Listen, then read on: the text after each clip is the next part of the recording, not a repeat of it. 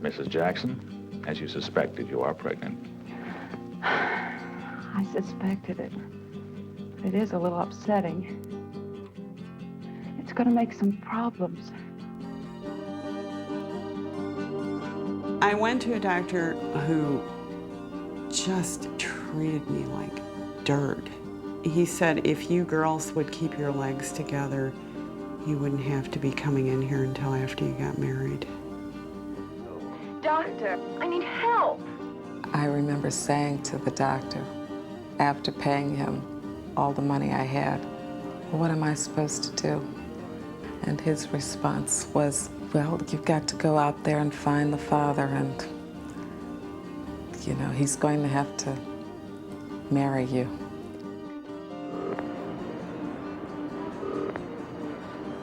It was really a time when, if you needed an abortion for whatever reason, you took your life in your hands and you were terrified, absolutely terrified. All you knew was that you might die, that this person didn't know what he was doing and he was going to take hundreds of dollars and you were going to bleed to death in some motel room. I thought my life was going to be making soufflés and setting exquisite tables and cooking wonderful gourmet food and just being the perfect hostess for whatever lifestyle we were going to have. If somebody had told me that I was going to get arrested for abortion and conspiracy to commit abortion 10 years later, I'd have said they were out of their minds.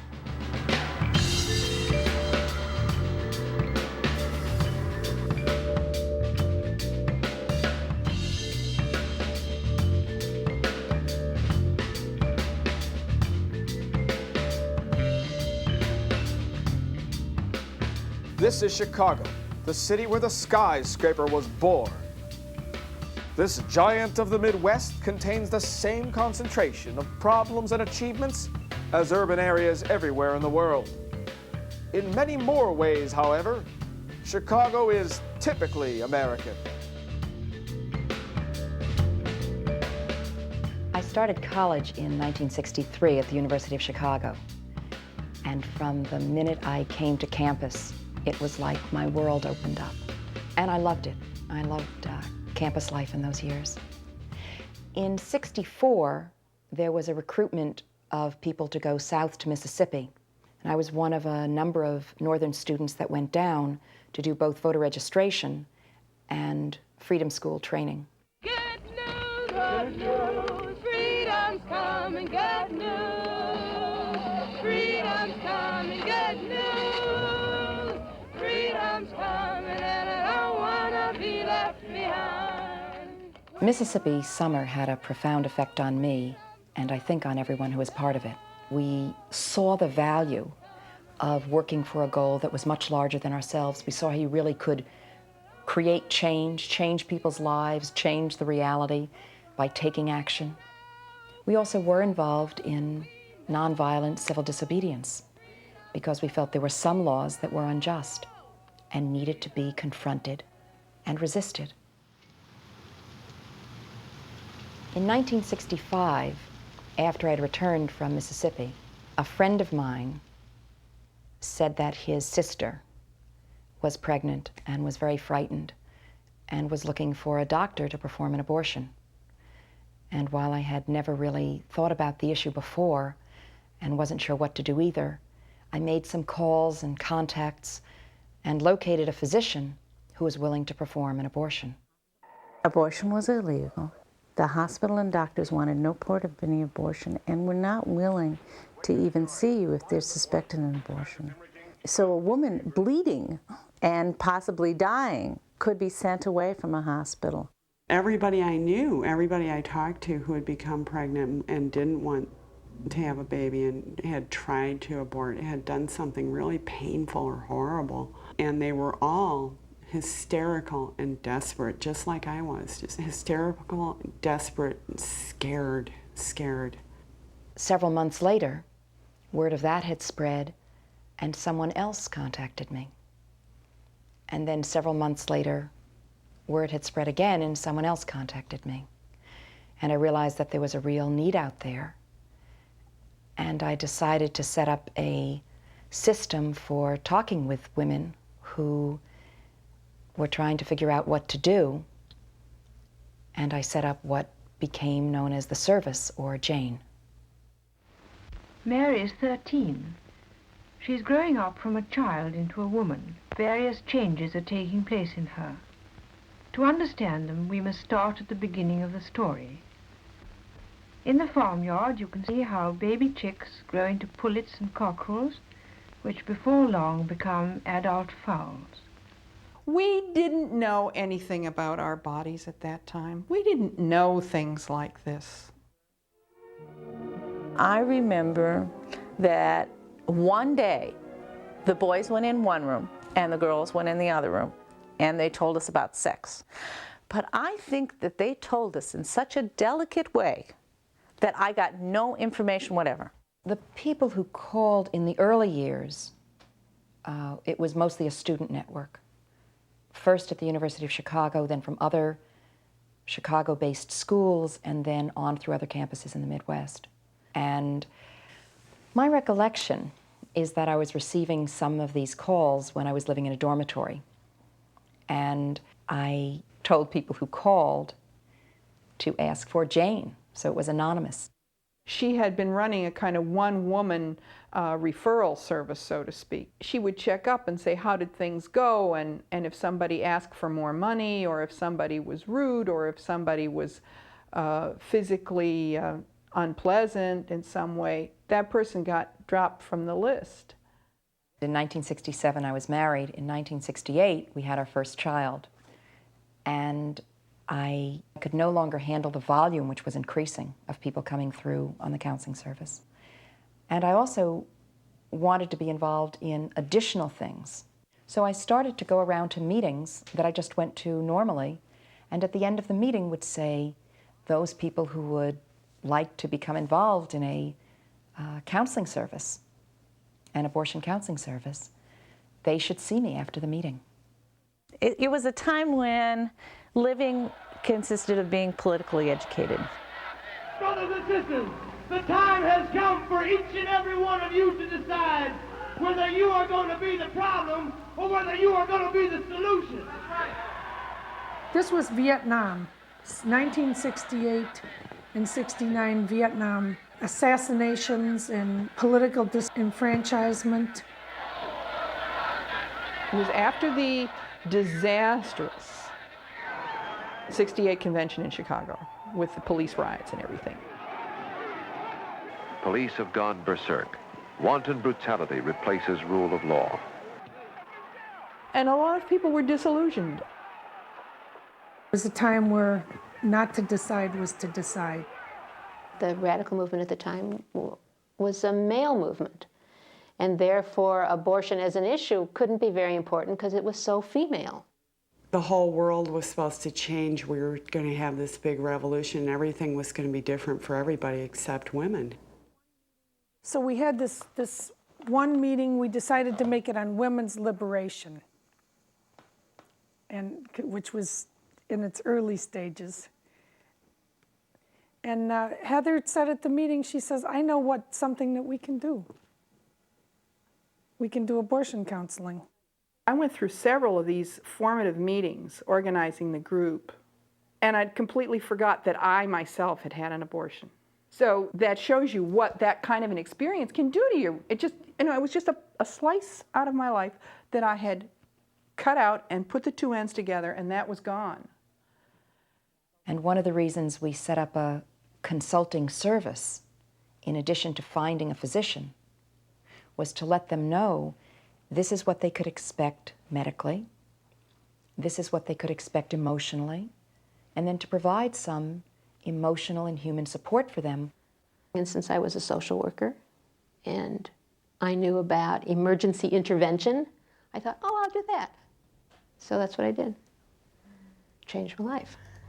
I was a graduate student at the University of Chicago in sociology and worked through the summer of '68 as a liaison between the mobilization to end the war in Vietnam and the McCarthy campaign. And after the convention, went to work for the ACLU, gathering evidence to prosecute policemen for police brutality. And one day, Jody came breezing in. She said she was working on a project that desperately needed some help and asked if I would help. So I said, sure. And Jane turned out to be the project. In the early summer of 1970, I thought I was pregnant. I called a friend of mine who was a medical student because I assumed, well, you know, they know all these docs, they probably know how to do it themselves, you know. And he said, everybody here says, call this number and ask for Jane. Now, of course, at the time, I didn't know just how hilarious that was. Here's all these docs and medical students. They won't touch it, of course. They send people to Jane. Health was of interest to me, and medical stuff was of interest to me. And legal stuff was of interest to me. And this was a neat combination of medical stuff and feminism stuff and just hanging around and having a good time. Ultimately, I discovered after a very long time that I was not pregnant and called her back to tell her that. And I was extremely interested in what they were doing. And she said, well, we're taking in new counselors in the fall, and I'll call you. When I came to Chicago, I was 20 years old, or I was actually 19 years old. I turned 20 when my daughter was born, just about a week before. We had had a big debate about whether or not we were going to keep her or not, because abortion was out of the question. There was no place to get an abortion. First of all, I was embarrassed at having had sex. Who was I going to tell? My parents had no idea I was pregnant. I mean, I got married, I had a 24-inch waist. I mean, I was married in March. She was born in May. After I had my daughter, my mother's comment was, why didn't you tell me I would have gotten you an abortion? That was her comment, and my father's was, why didn't you tell us you could have gotten married right away? I mean, I think that for me was a very radicalizing thing, to be forced into motherhood, whether I ready or not, here she comes. So that's basically where we started out from. We started out from ground zero. And we had no idea it was going to develop into what it did.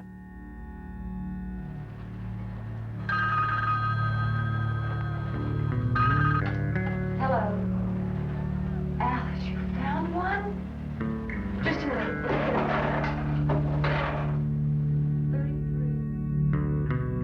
First, there was a physical level of involvement.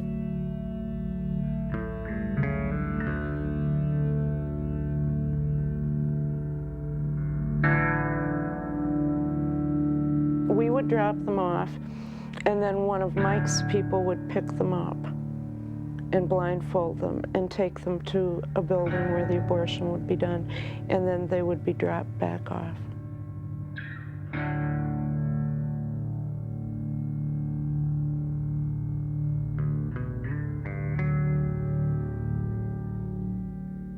A lot of guys who do abortions come on to the women and are abusive, either on moral and ethical grounds, which is kind of ridiculous when you think about it, like, oh, you got yourself in trouble, or you're a bad girl, or, you know, that kind of thing, or the sexual approach.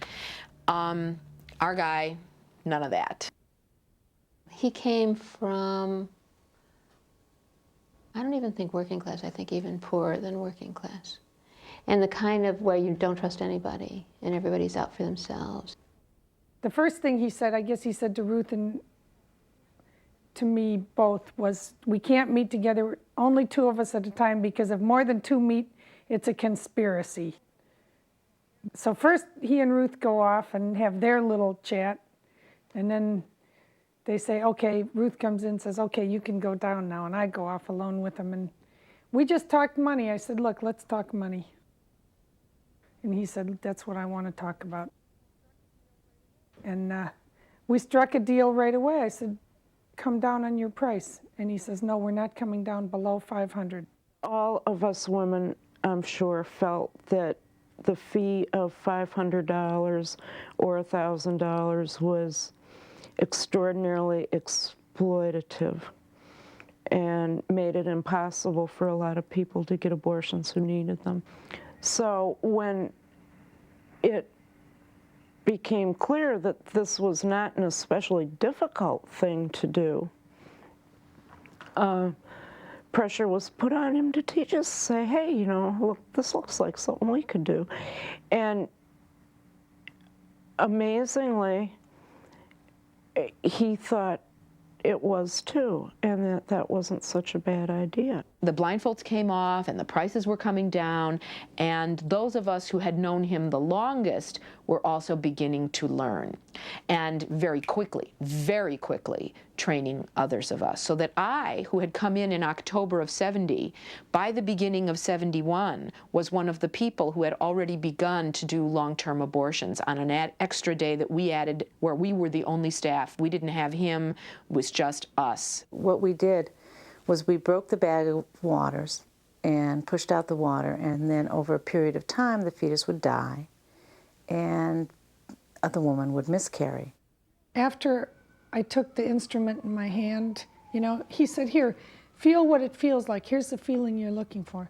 And man, I could close my eyes and I could feel it exactly the feeling. And I thought, I can do this. And all of a sudden, this just vista opened up. Also, somewhere in that period, the group discovered, I don't know if discovered is the right word. I'm not quite sure what the right verb is here.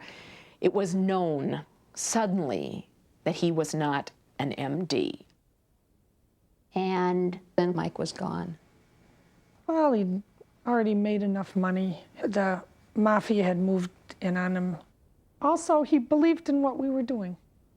And then after I left, it wasn't until I think several years after they started to do the procedures that I was even informed they were doing the procedures. And I was told almost as an afterthought, because I think they thought I knew, but I didn't know. And I was quite amazed. So there's one time we were at an apartment, and this last case of the day, the last woman of the day, was supposed to be a long-term.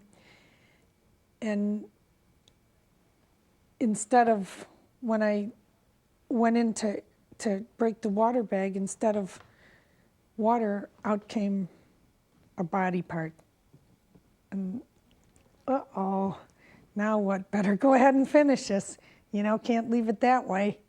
And we told the woman, we said, look, we're gonna do a D&C on you. And she's, really? You mean where it might be over today? And then we finished it, and it was like a party. The woman got up, she says, oh, I can't believe it's over, it's over. You know, I can't believe it. She was so happy, and we were laughing and crying. And from then on, we said, hey, let's do this. Why not? Let's do it. When I went to college, my first year, there was this huge kamikaze sit-in in the administration building. And I joined it because it was the only social event that the University of Chicago had that year. And the people who were always leading the speeches always had incredibly complex, total explanations of everything, in which everything fit into the context of the Marxist whatever framework. And it always struck me as just nuts, just not real. And when I joined the service, it was just right for me and for the women in the service, because it wasn't about talking or meaning or understanding. It was about doing.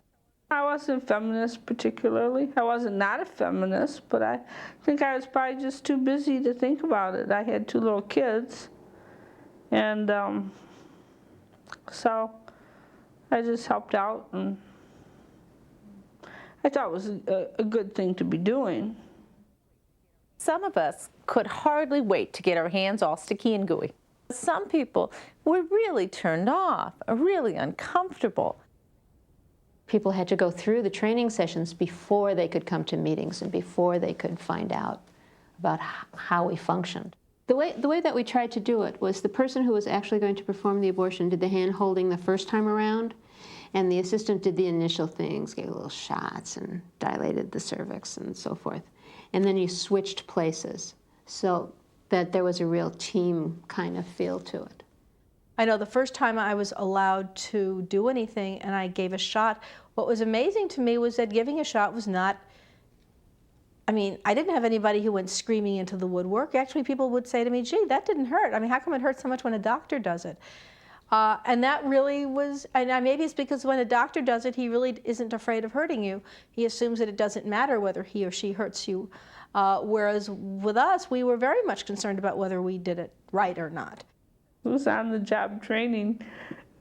And it just lasted as long as you were there and had time for it. And when somebody thought you were ready to carry on by yourself, then you did. And I remember the first time that somebody put a curette in my hand and said, okay, you finish. And going into the uterus and having an absolute three-dimensional feeling of what the inside of a uterus looked like. And it was just like the pictures. I think that for me was the most mind-boggling thing that happened, because I don't know, you see diagrams, medical diagrams, and you say, oh, these are medical diagrams. But when you actually can feel that the medical diagram is correct, it was, I don't know, I mean, it was one of those, gives you goosebumps kind of things. That was really pretty amazing. In terms of the population, there was a real shift when it became legal in New York. That was very dramatic. I think the price was about $100, $150 for an abortion in New York, plus airfare, and then maybe you'd have to stay somewhere. So you were looking at, I don't know, $400, something like that, which for a middle-class person was not. I mean, you could do that. So our population changed. We then no longer had the population of people who could afford $300 or $400. We had the population of people who could not. There were married women, there were single women, there were Catholic women, there were Jewish women. Ask yourself how many different kinds of women there are, and that's how many different kinds of women came through the service. As soon as we printed our little leaflet and put that telephone number down, word got out. Pregnancy was such a terrifying thing then that when I did get pregnant, my mind went blank. I was just in a state of terror. I did not want to have a baby. I was 19 years old. I would rather die than have a baby, and I was so freaked out. I started doing all kinds of crazy stuff, like running up and down stairs, jumping off tables. I jumped off somebody's garage roof about 10 times and taking burning hot baths and everything everybody told me to try to abort myself. I got a hold of some quinine and got myself really, really sick. And somebody gave me a number of this guy who was actually named Vinny. And I called him up, and he sounded just so ignorant on the phone that I couldn't do that. I would rather kill myself than let Vinny kill me.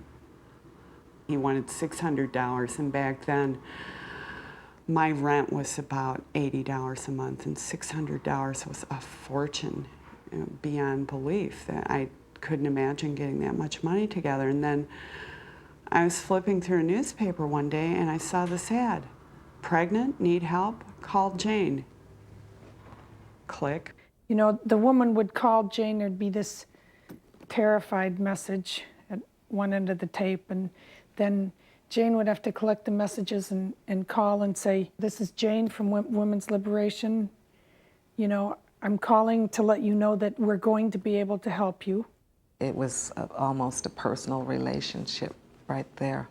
It was it's like I bonded with someone and I had to trust this person because she was going to be the person who ultimately would determine my life. I mean, I was putting my life into someone who was basically a stranger's hands. So Little Jane, or Callback Jane, would pick up the messages off the tape and talk to the woman, collect all the information, see what was needed, and then give her list of names to Big Jane, who then assigned them to counselors. And then once the counselors gave the names back, Big Jane would set up the working day.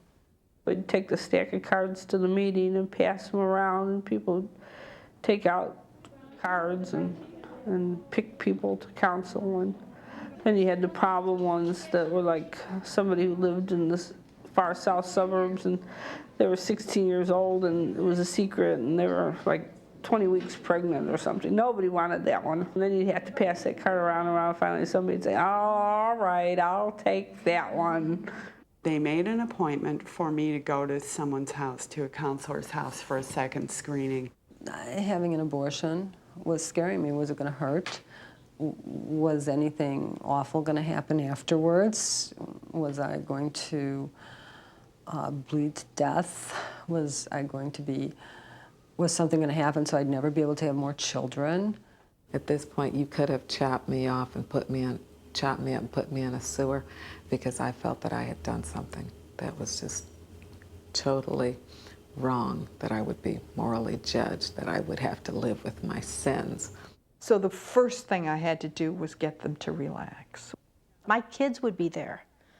You know, if I were serving dinner, I'd say, you want something to eat? You know, I mean, there was never a sense of this is this horribly formal procedure. We told them right up front we weren't doctors, and some women that really bothered a lot. I never used any euphemisms.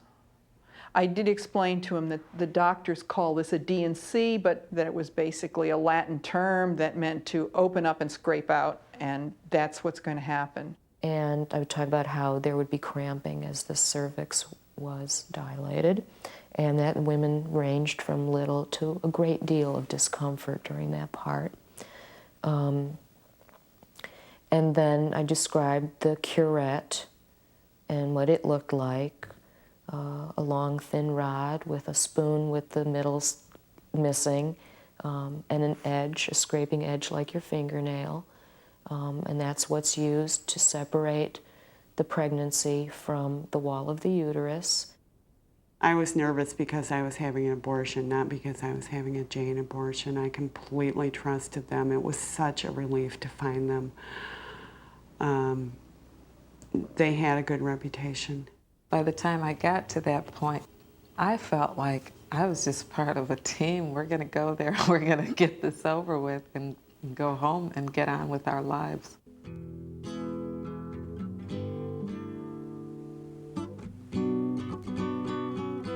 Here's Sherry, 28 years old, 10 weeks, has 1 kid. Pregnant women would lie to us about how many weeks pregnant they were because they thought if they told us the truth, we wouldn't do them. But it wasn't like we would say, oh, your second trimester, go away. I mean, we would do it whether it was first or second, and we would be upfront about that. That, you know, you need to tell us the truth so we know what it is we're going to be doing. Gayla, 13 weeks, 20 years old, D&C or nothing. That's a pretty tough order. Has $10 and right here, had VD. I don't know how many women I helped with miscarriages. I have no idea, didn't keep a count. I might guess 100, I don't know. The older women stick out in my mind the most because a lot of them couldn't tell their husbands that they just could not have another child. And we saw some women who were really tired. They stuck out in my mind just because of the kind of sadness of their situation. And then, of course, there were young girls whose boyfriends took no responsibility, wanted no responsibility, told them they had done it on purpose. The youngest person I ever worked with was 11. She came with her mom. Her mother brought her. Her mother was a nurse. And part of the politics was to have it be available to poor people, so that if we lowered the price, then poor people could come. And that was the idea of it. And then ultimately we had 75% poor black women. Catherine, coming in from Michigan, 10 weeks, 16 years old, has not a penny. We were working 3 and sometimes even 4 days a week. And at first, 10 or 14 people in a day was a day. But I'm sure that by the end it was 20 people or 25 people in a day. And 4 days with 25 people in a day, that's 100 people a week. That's a lot. The word was out on the street that there is this Jane, this abortion service that's very good, that's run by women, you can trust it. they won't mess you up, and that was a place to go. On the day of the appointment, they told me that I should have something light or not anything for 4 hours. And to go to this house early in the morning, probably around 8 o'clock. We worked with 2 apartments. We had one place where the women came, that was the front. And then we had another place where the abortions took place. At the front, there would be lots of people waiting for women to come back from their abortions, and women waiting to go for their abortions, and children, women, men, all different ages, all different sizes and kinds of people eating donuts, drinking coffee or tea or milk, watching TV, reading comic books, and talking to the 1 or 2 women who were assigned to work the front, who were doing, you know, sort of caretaking there. We did a lot of counseling at the front. A lot of additional counseling. We took everybody's temperature, make sure nobody had an infection, or because if they had an elevated temperature, that's something we'd have to know about. And the friends would stay, then someone would come and ferry the women who were waiting from the front to the apartment where the abortion would be done. The driver collected the money. What you'd do is you'd drive part way, you'd pull into a parking space on a side street, and you'd say, okay, you know, and you'd just collect money. We would tell people, please pay what you can afford, assuming that there's somebody who has less money than you. And people did that, you know, so that I had my person paid $36 and change, and, you know, we all had stories like that. Eventually, we rented an apartment that we could keep set up all the time, and that was lovely. It was really nice. We also tried to keep it very unhospital-like. I mean, we had crazy sheets, you know, stripes and flowers and pop artsy stuff. I don't know, that in some ways it was like kids playing house. We had such a good time decorating it. We even donated our old makeup so that the bathroom looked like somebody lived in it. The atmosphere in the waiting room, it was kind of tense. Nobody was talking very much. Like, how can you make small talk at a time like this? And you're not going to be introducing yourself to the person sitting next to you, because who knows? You might be in a police report the next day. When it was the woman's turn, they would come in and we would have already cleaned the room and put alcohol in the sheets and all this stuff, sterilized the instruments, and then she would be told to undress, so we would give her a shot of Ergotrate, which would prevent hemorrhaging following the procedure. And then we would begin the abortion, and generally there would be someone to hold her hand. We would start with introducing the speculum and then giving 4 shots of xylocaine, a local anesthetic, and then do the DNC. I think I almost broke the one counselor's fingers. I was squeezing her hand so hard because, God, it just hurts so much. They did give us antibiotics, and they gave us Ergo to shrink the uterus, and they gave us instructions for aftercare. And I didn't have any physical problems from the abortion at all, I mean, which was really amazing considering the circumstances under which it was performed and how far pregnant I was. I had a good recovery. I did not get infected. I didn't have any problems at all afterwards, and my next period was perfectly normal. And the kindness and the consideration, particularly in light of subsequent abortions that I've had, it just made me realize how considerate the Jane abortions were. Now, what's interesting, too, in our case, now this is true of medical students, this is true of nursing students, but because they have the license, literally, and the license metaphorically within the society to do what they're doing, if they mess up, it's too bad, but of course everyone understands that some people make mistakes, and even if patients die, this is very unfortunate and it's a tragedy, but it happens, and you know, certainly the doctors and nurses feel terrible about it, but we accept this. But in our case, nobody would have accepted it. Our main problem was that we were illegal, and frankly, you're under enough stress as it is, having any medical procedure. Ask anyone going to the dentist. I mean, if you had to go to your dentist and you had to go out on a street corner and wear a carnation and somebody would pick you up and then they would take you blindfolded to this place where you open your mouth and the drill goes in your mouth, I mean, people have a hard enough time going, it's legal. Packing up instruments and dragging them up flights of stairs and going in cabs and being afraid you're going to be busted is not the ideal atmosphere for a woman's reproductive health care. Jane was very instrumental in making women aware of what their rights were and that they did have a right to demand the type of service and care that they got from Jane. There were people who knew I had had an abortion, and whenever they heard about somebody who needed help, they would have them call me, and I'd tell them all about it. You know, because, you know, they would call Jane, but they were hysterical and scared, and they wanted reassurance from somebody who'd been there, and they'd call me up, and I would tell them, you know, it was okay.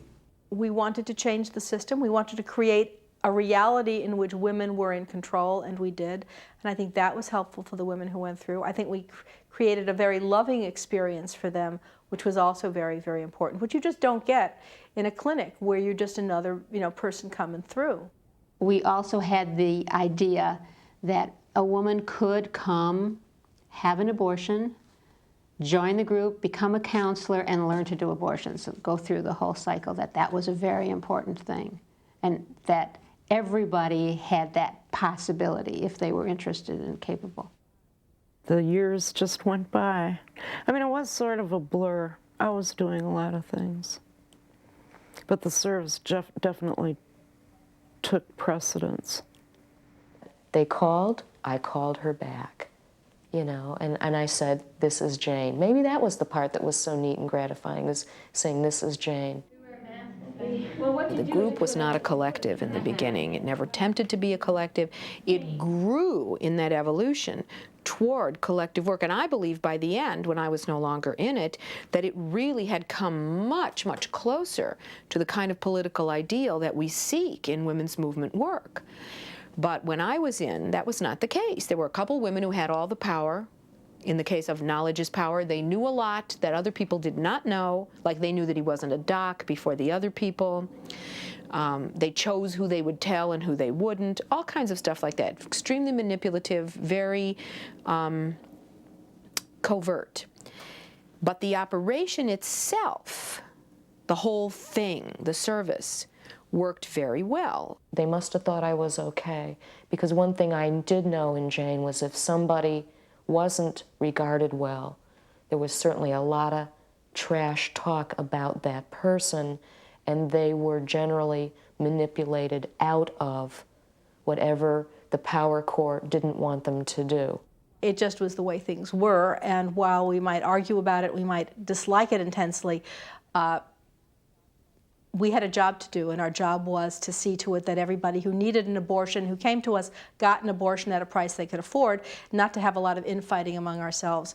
I was just so amazed sometimes when I'd look at what was happening among us, and friendships and fighting and all those kinds of things, and yet the service just kept right on working, and women got their abortions, and things kept going just the way it was supposed to go. I suppose that people who go to medical school or other kinds of health profession training learn about professional distancing when handling people's bodies. But I didn't have that, and I didn't really like it, and was increasingly uncomfortable with this unusual intimacy I had with these women who I didn't know. I think in the end, it was too much responsibility at too early an age for me. And I don't think we did this. I don't think we looked out for each other and Jane. It was all we could do, look out for ourselves. So I don't criticize that that was the circumstance, but nobody was looking out for me. There were people who I would never in the world have been friends with. And I would do anything for them there, you know, and that doesn't go away. You know, there's a lot of feeling there. And we were doing something together that we really, really, really cared about, and the intensity of that is very hard to imagine. And you get, you know, whatever personal satisfaction you've gotten from that, you've done this together as a group, and that feeling is spread then with the group. The illegal part was exciting and interesting to me. I'm sure it wasn't like that for everybody, but for me, that sort of made it an even more valid activity. We knew that our phones were tapped at times because you could pick up your phone and not get a dial tone and hear people talking in the background. That's how unsophisticated the wiretaps were. And I remember once picking up the phone saying, "Damn it, hang up the phone so I can call my mother." You just get used to it, and it becomes a part of your daily life where you're just dealing with that. Well, it was not only your daily life, it becomes your life. So, miss, I've noticed for the last 6 months, you come in here and the only thing you buy are 3 pints of alcohol every week. That's very unusual. So I went to visit the pharmacist, and he turned out to be a very delightful person to deal with. He knew what we were doing. He thought it was the right thing to do, and for a nice, healthy profit, he agreed to, you know, it was a sweetheart of a deal all the way around. I used to go there, he would order stuff, it would just be stacked in boxes in the back. I'd come and back my car up to the back of his pharmacy, load up the trunk. And of course, what we were doing was so outrageous that I don't think that anybody, unless they knew one of us, would ever have dreamed what was happening, what all these women were doing. I mean, if you saw a bunch of women riding in a station wagon, would you assume they were going to have an abortion? I mean, come on, that's the most outrageous notion you can imagine. Cabbies, doctors, everybody who referred anybody to us was in that network. The large non-conspiracy that was the service in Chicago. Some of us were active in other things, peace movement stuff, civil rights movement stuff, and women's movement stuff, and we would be on marches or demonstrations, and the same cops were always there, the Red Squad, you know, Chicago's Red Squad, etc. And they were always taking pictures, and they had files on everybody that they saw, and they once called this one woman, whose name was not Jane, Jane. "Hi, Jane, how you doing?" And so, of course, then we knew that the political cops, or the anti-politico cops, also knew that we were abortion people. Until those men knocked on the door and I opened that door, it had never entered my pretty little head. I'm ashamed to say it, but it's true. This was May 2nd, 1972. And we were expecting the maintenance guy, to come and do our screens that day. And the doorbell rang, and I said to Diane, I said, "Could you please answer the door?" You know, we were in the middle of breaking somebody's water bag. And the next thing I knew, there was this large gray man in the doorway. You know, it's like, I heard somebody say, "Don't let him in, don't let him in." And I thought, why would you not want to let the guys from the screens in? These guys who are so, you know, it's like a neon light, cop, cop, cop, these are the police, practically like that. White guys, 6 feet tall, in trench coats, shiny black shoes. I opened the door, and there were the tallest men I've ever seen in my life. I don't know what they said. I don't remember what they said. But I turned around, walked back into the living room, and said, maybe they said they were the police. "These are the police. You don't have to say anything." And I really think my situation was a little unique, because when I came the second time, it's when they actually got busted. And then I really thought, oh, my life is over. The guys that arrested us were homicide cops. Abortion was homicide. And they hated it. And here they rounded up this bunch of middle-class women. There wasn't this handful of cash that they usually found. There was this bright, clean apartment with all these medical instruments sitting in, antiseptics, and it just didn't feel good. Ultimately, what happened was that the police brought everyone who was at the place and everyone who was at the front down to the police station on Cottage Grove. So they had about, I think it was 40, 45 people, including little children running around screaming. Those police, I'm sure, were very, very sorry that they had done this. And they couldn't figure out really which one of us was, who were the victims and who were the perps, really, because, I mean, everybody was so mixed up. So they had to sort through all their people, question all their people, et cetera. I remember the cop who interviewed me, he was wearing a short-sleeve yellow sport shirt and, you know, like a dress shirt but short sleeve, and he said to me, I see you, or, you know, you used to be a high school teacher. He said, I used to be a high school teacher. I was a biology teacher. He said, how did you go wrong? I said, how did I go wrong? Why did you stop being a teacher and become a cop? You know, it was very funny. Somebody must have called me, and I immediately began trying to get money so that I could get a bond, and by the evening I did. And there was some real fear. We were charged with like 110 years worth of felonies. It was really a lot. We talked about starting a craft co-op at Dwight because, after all, you know, if we were going to be there for 10 years, we should do something, you know, that was worthwhile, and we could be political, and we could organize people. I mean, this was all, you know, our fantasy of what it would be like to be in jail, as opposed to being raped, which is probably just as likely as starting a craft co-op. The story that I got was that whoever picked up the call didn't know about the service and put it through the channels, and the bust happened.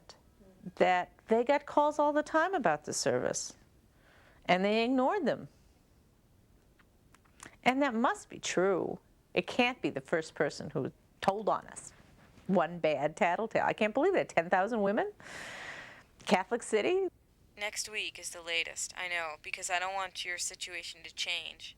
And I know We had to keep things going. We had 250 women waiting to have abortions. We called all over the country to find, you know, and this place, if, you know, if the women could get there, they could get free abortions in New York and D.C. And they said not to worry. I went home, I got a telephone call, plane ticket to Washington. And I went to Washington to a facility, and it took all of an hour. I know that we all stopped doing abortions for a while, and towards the end of the summer, I decided that I really had had it, that I was tired of having the Chicago police tell me what I was going to do with my life, that I was tired of people telling me what I was going to do, that I was going to make this decision. And for me, that was a very conscious choice, going back in and doing it again. I mean, at that point, we were getting tons of calls. I mean, yeah, sure, the bust was disruptive, but when we were back in business, we were back in business. I mean, it was amazing. So it probably gave us some interesting publicity. 3, 4, we don't want to scrub your floor. 5, 6, 7, 8, Sister Hook will smash the stage. Also, there was an enormous amount of legislative stuff going on, and people knew that we were heading toward, both locally and nationally, a time when there might be an overturning of abortion laws. When push came to shove, nobody was willing to testify against us. 1 or 2 women came in with their own attorneys because they didn't want to testify. I mean, they were so angry at being asked to do this. And the fact of the matter was that none of the women who came were pregnant anymore when they got to court in June. I mean, how amazing that was. And these were all second tries. So they'd been taken care of someplace, either in Philadelphia or they had been taken care of by Jane. And then we just waited. And then the rest is literally history. The decision came down, and they dismissed the case. That was that. Very quickly, as you know, it became evident that really poor women were still going to have difficulty, that really young women were still going to have difficulty, that most of the major serious problems around abortion had not been solved by Roe v. Wade. When we were illegal, we had a reason for being. When it was legal, we really were illegal. I mean, there really is something called practicing medicine without a license when there are real doctors doing it, and real doctors will undoubtedly persecute you because you're cutting into their business. I just felt like, you know, once it was legal, it was somebody else's problem. I passed the torch, you know? It was over for me. I just said, that's it. I can't stand to see any more of this suffering. You know, I've had all I can take. You know, I would have dreams of like lines of people lined up like in concentration camps almost. This is how my dreams would be, of these women standing there in line, and oh, I just couldn't stand to see the suffering anymore. I think that we just led a charmed life. I really do. I think that the gods were watching out for us. And I think part of it was that we did take care of people. We did give them antibiotics, but other clinics do that too. I just think that that we were lucky, and that also there was a lot of caring.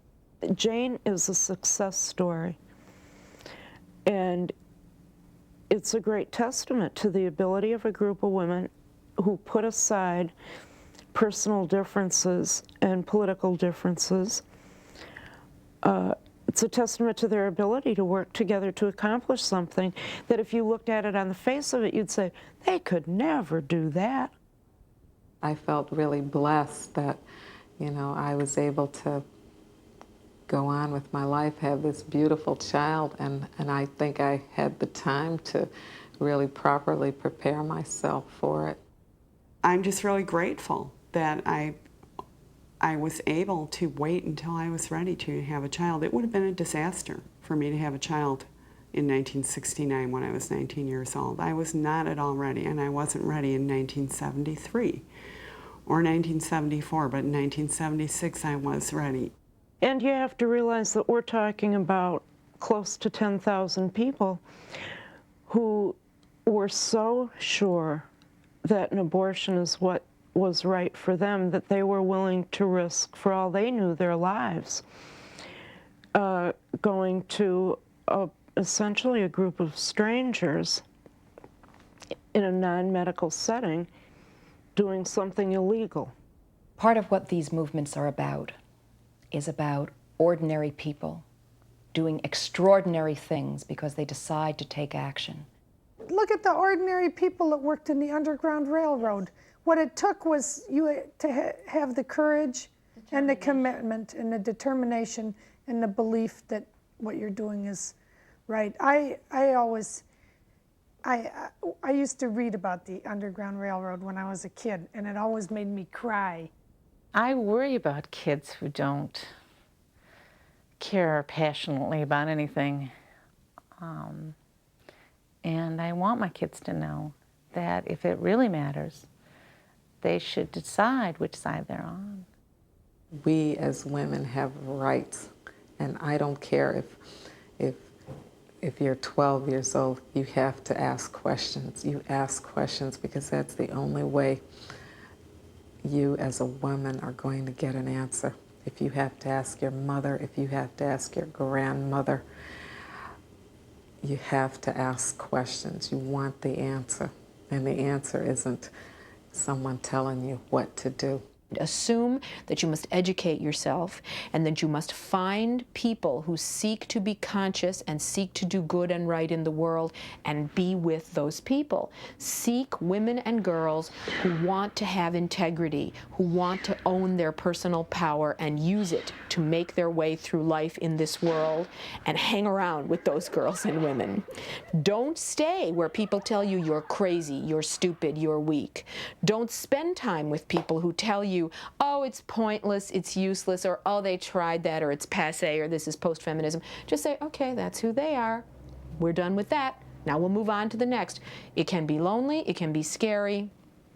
It will be lonely, it will be scary, but it will not be impossible.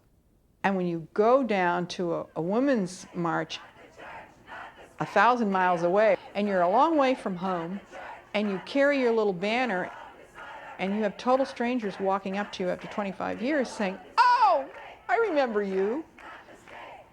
It makes you feel good. I think it takes time to sort out what things mean. And the people in power often get to decide. And for a while, the people in power really wanted it not to mean anything. I mean, what did the feminist revolution mean to Nancy Reagan? She gazed adoringly at Ronnie, you know? I mean, So those people had to believe that it didn't mean anything and everything was okay and it was the same. And yeah, but they don't get the last word, do they? And I don't think they will get the last word because things have changed a whole goddamn lot.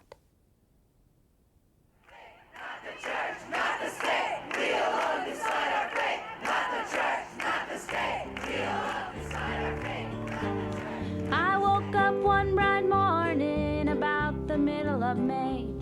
I had some kids and a good old man and things were going my way.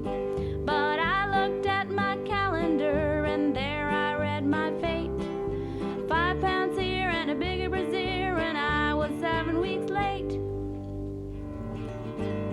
It's another bright May morning, my problem's all resolved. But my heart is heavy laden, 'cause I hear Jane's been dissolved. No more abortions or counselees for Mrs., Ms., or Miss. 'Cause when you dial the number, the message sounds like this. 6